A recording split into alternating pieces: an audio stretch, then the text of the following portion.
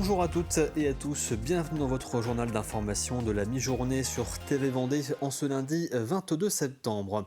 Dans le département, le réseau d'eau potable s'étend sur plusieurs milliers de kilomètres de canalisation dont une grande partie date des années 50 à 80. Aujourd'hui, le vieillissement de ces infrastructures représente un enjeu majeur pour Vendéo, le syndicat en charge de leur gestion. Alors afin de mieux planifier les futurs travaux, 2 sections font actuellement l'objet d'une inspection à l'aide d'une nouvelle technologie, un robot autonome capable de se déplacer à l'intérieur des conduites sans interrompre l'alimentation. Ce camion, c'est un peu le laboratoire d'Aqua Robotics. La start-up récolte beaucoup de données sur l'état du réseau d'eau potable à l'aide d'un robot autonome. On est intervenu sur une canalisation où il y avait un vrai besoin de répondre à ce qu'on appelle un plan pluriannuel d'investissement, c'est-à-dire quelle canalisation je vais renouveler l'année prochaine, dans les 5 ans, dans les 10 ans à venir. Donc ce qu'ils attendent, c'est des données et qu'on sait déjà, même si la mission n'est pas encore complète, qu'on a sur cette zone de 2 km remonté des données clés, des mesures d'épaisseur de la canalisation, mesures d'épaisseur résiduelle, des données d'image et de l'acoustique qui, quand elles vont être associées, vont nous permettre d'aller leur répondre. Un robot qui présente de nombreux avantages à la fois pour les équipes techniques et pour les usagers. Si on avait dû le faire sans la technologie à laquelle on a eu recours, il fallait interrompre l'eau de l'usine en aval. On aurait été obligé de réalimenter tout le secteur par une autre usine et donc de couper l'eau pendant la semaine.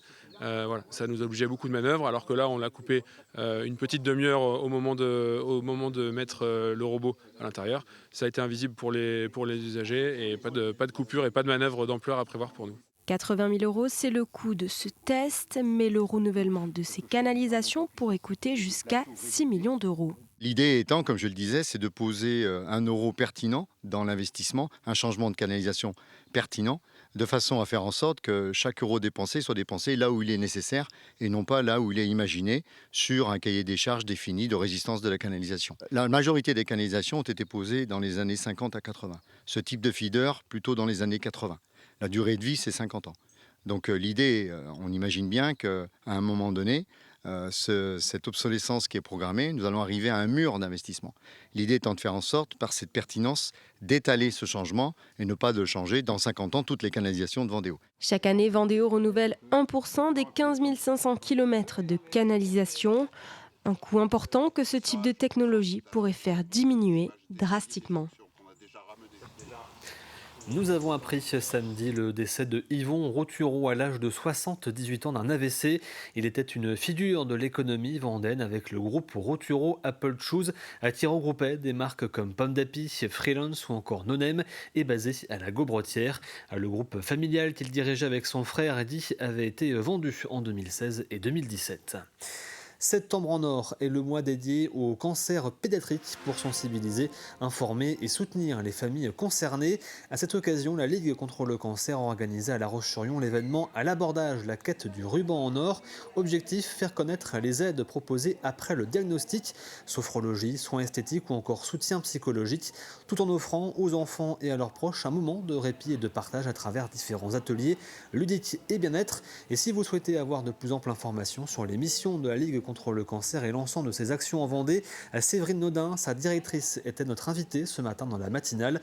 Vous pouvez retrouver son interview sur tvvendée.fr. Direction Torigny maintenant, sur une exploitation agricole pas comme les autres. En plus d'élever des cochons, Aude et Eric y cultivent du houblon, une production encore rare en Vendée avec seulement 2 producteurs dans le département, utilisé principalement pour la production de bière à consommer bien sûr avec modération. Le houblon est destiné aux brasseurs locaux. Leur objectif, développer la filière et favoriser un approvisionnement local afin de limiter l'impact environnemental lié au transport. En Vendée, le houblon ne court pas les champs.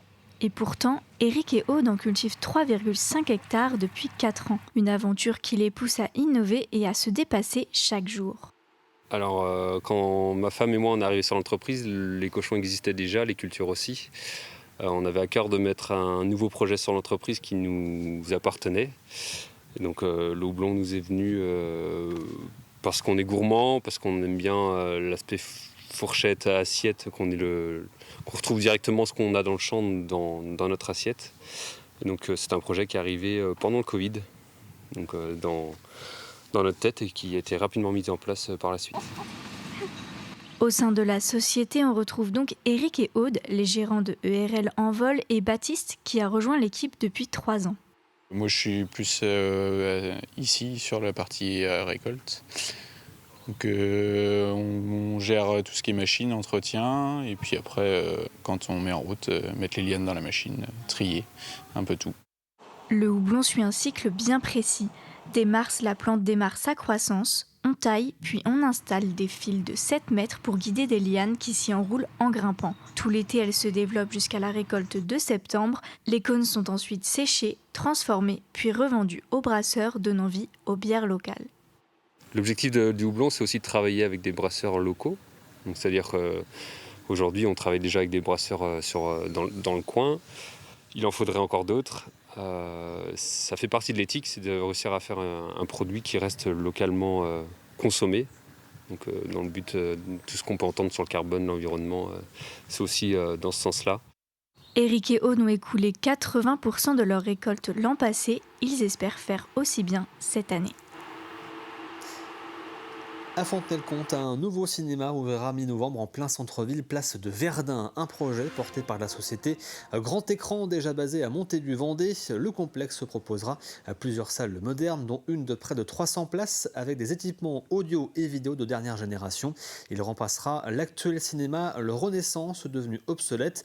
À quelques semaines de l'ouverture, le site recrute encore 5 à 6 personnes pour compléter son équipe. On termine ce journal avec votre météo de l'après-midi. Les nuages sont présents sur l'ensemble de la Vendée, mais pas de pluie attendue. Au niveau des températures, c'est un petit peu plus doux encore qu'en fin de semaine dernière, comptez donc 16 à 18 degrés. C'est la fin de cette édition, merci à vous de l'avoir suivi. L'actualité revient bien sûr à 18h avec le journal présenté par Caroline Tronche.